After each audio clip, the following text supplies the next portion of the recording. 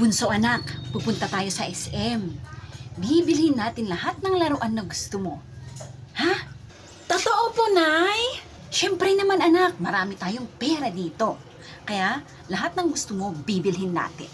Yay! Bibili kami ng toys ko sa SM! Yaya, ayusin mo yung buhok ni Salia, ha? Sasama ka sa amin sa SM. Yes po, Madam. Salia, halika, ayusin natin yung buhok mo. Okay po, Yaya. Okay, let's go na. Pasok na kayo sa car. Salia, halika na. Pasok na tayo sa car. Opo. Oh, baba na kayo. Nandito na tayo sa SM. Yaya, kunin mo yung payong. Payungan mo si Salia, ha? Pasok na po ba tayo sa SM, Nay? Oo, anak. Nay, gusto ko po yung malalaking laruan. No problem, anak. Kahit gaano kalaki, bibilhin natin. Kasi mayaman tayo. Afford natin kahit ano. Talaga po, Nay? Oo naman, anak. Bakit parang hindi ka naniniwala? Para po kasi akong nananaginip, Nay eh. Sus, tong anak kong to. Sige na, anak. Hanap ka na ng gusto mong toys. Opo, Nay. Wow, ang ganda po ng car na to, Nay. Oh, bilhin po natin to. Okay, anak. Bibilhin natin yan. Magkano po ba yung car na yon? 5,000 po, ma'am. 5,000? Okay. Ang mura naman. O, ayan, 5,000. Akin na po. Maraming salamat po, ma'am. Yaya, bitbitin mo na yung car, okay? Opo, Madam. Hala, ang bigat. O anak, hanap ka pa ng toys na gusto mo. Nay, gusto ko po ng bike na to. Oh, ang ganda. Bilhin ulit natin yan, anak. Walang problema.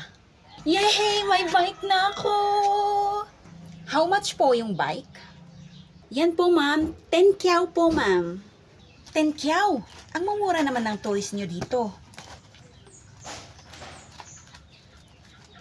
O, 10 kyaw. Akin na po, ma'am. Thanks for buying, ma'am. Yaya, yung bike kunin mo. Paano ba to? Ang bibigat.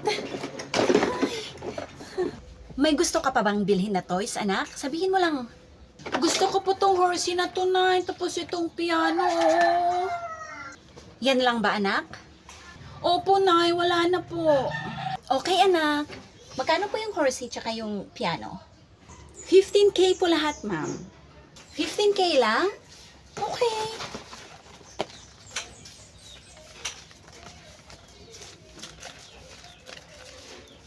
O, ito yung bayad ko. Akin na po, ma'am. Thank you po, ma'am. Yaya, yung horsey at piano, kunin mo. Opo, Madam. Hala, paano ba to? Ang bibigat. Ba't hindi mo sinasabi? Nahihirapan ka pala dyan. Tulungan na kita. Akin na yung payong. Ako na magbibit-bit. Ito po, Madam, oh. O, akin na. O, anak, uwi na tayo. Yaya, mauna ka na sa car. Paano ba to? Yaya, ingatan mo mga toys ko, ha? Yaya, ingatan mo yung mga toys ko. Baka mahulog. Hawakan mo ng mabuti. Hoy, bunso, gising! Gising na, bunso. Nananaginip ka naman eh. Baka masira pag nahulog.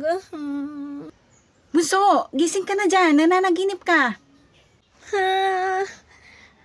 Yung mga toys ko, ate, nasaan na? Yung mga laruan ko, nasan na? Nasaan na si Yaya, ate?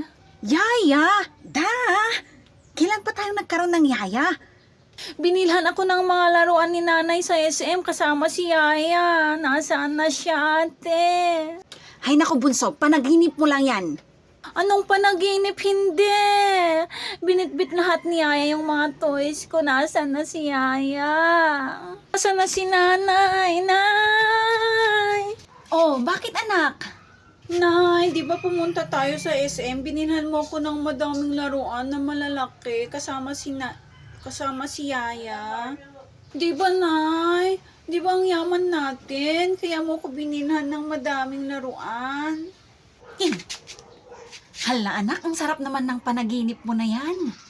Halika nga rito. Wala ka namang lagnat. Ay, ano ba? Sabihin mo na sa akin, Nay, nasan na yung mga toys ko? Paano ba to? Anak, panaginip mo lang yan. Wala kang toys at wala kang yaya. Wala tayong biniling toys. Hindi totoo yan, Nay. Hindi totoo yan. Yung mga